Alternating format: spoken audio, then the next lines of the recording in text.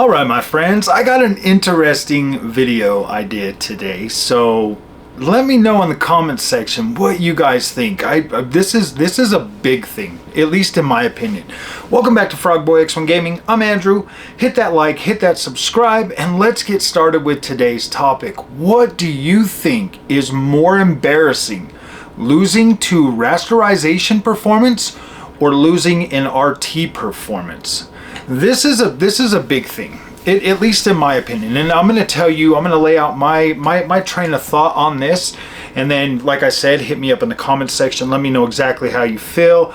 I want to know what is more embarrassing to lose by. So, as you guys know, I bought a 4080 Super. I have a 7900 XT, and I've been testing a bunch of these games and looking at, you know, mainly rasterization performance, because that's the kind of games I play. I play a lot of open world games. I play a lot of racing games. I play a lot of games that generally just don't have a lot of ray tracing features in them, so they usually tend to perform very well on the 7900 XT. I mean, even games like Dragon's Dogma 2 that offers ray tracing, it still performs pretty dang well on the AMD GPUs in terms of, you know, having you know, above a 60 FPS and being able to play those, or games like Resident Evil 4. There are some ray trace games out there that have ray tracing that actually perform very well on both of them. So in my opinion, and this is where I stand right now, there's not a whole lot of games out there utilizing really technical ray tracing. So to me, the ray tracing still is at a point where it just hasn't crossed over that line to where it's a necessity at this point.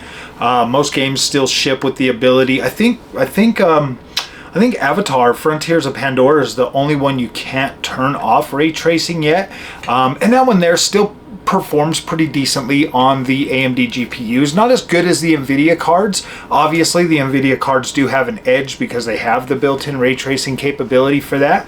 But when you actually look at it, and you look at games across the board, a lot of your RTS games aren't going to have ray tracing. There's a lot of games out there that still heavily rely on rasterization performance. So what, in my opinion, I think it's more embarrassing to lose at a basic feature like rasterization over losing to something like ray tracing. So, I mean, because you obviously have the option out there. You can buy a card that specializes in ray tracing, or you can buy a card that specializes in literally everything else. And that's kind of where I look at things. Because like I said, I play a lot of racing games and a lot of open world games. Those are probably the two biggest genres that I play. And first person shooters usually run pretty good, decent on either thing. But to me, that's kind of embarrassing, at least, especially for my 4080 Super right now, to be losing rasterization to the 7900 XT when, I mean, people in the community keep telling me over and over and over again that the 7900 XT is equivalent to a 4070 Ti, and they don't even say Super, they just say 4070 Ti. So when I think about that, I'm like, so if my 7900 XT is beating the 4080 Super in rasterization, wouldn't that make that a more comparable thing? I mean, maybe I'm reaching a little bit trying to put my 7900 XT in a higher bracket, but when I really look at this, in the games that I play, the rasterization performance makes a bigger difference than what I get in the ray tracing games.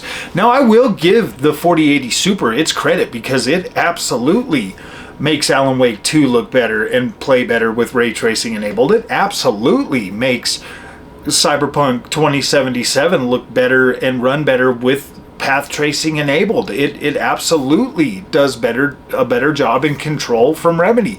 It absolutely does a better job in Hitman 2 with ray tracing enabled. So when I take all of that, you know, those few games, you know, and then I compare that to the other games where it seems like my 7900 XT is beating it in Ghost of Tsushima, it's beating it in Horizon Forbidden West, it's beating it in other open world games, that to me, it just seems like it's a little bit more embarrassing that the 4080 Super, with all of its might and all of its power for ray tracing, can't perform the simple task of providing higher rasterization performance. That they're just kind of, I don't know.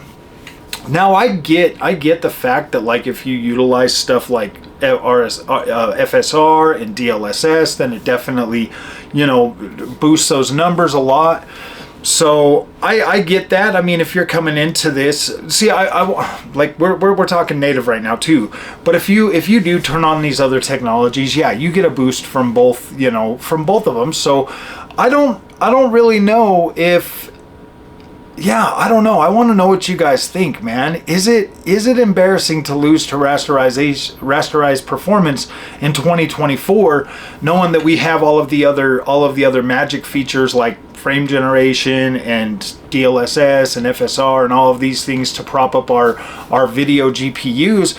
I don't know, guys. Like, I want to know how the community feels and how the community looks at these things, because I know there's a lot of us newer guys that are coming to PC and we're like, we're like, yeah, dude, we're fully accepting of like the frame generations and the upscalers and all of that stuff. But then you've got like the purists in the PC community that are just like, no, man, I don't want that garbage. I want native, blah blah blah. I don't know. PC has got a lot of variables. There's a lot of stuff. There's a lot of things you can do with PC that absolutely makes it great. But then with all of that also comes, you know, different factions of, you know, people that like certain different things. Something matters to one person more than it matters to another person. So I just want to know how people are feeling about this. Is it more embarrassing to lose to rasterization or ray tracing? Thank you guys for watching, and we'll see you guys in the next one. Hit that like and subscribe button. Help the channel grow.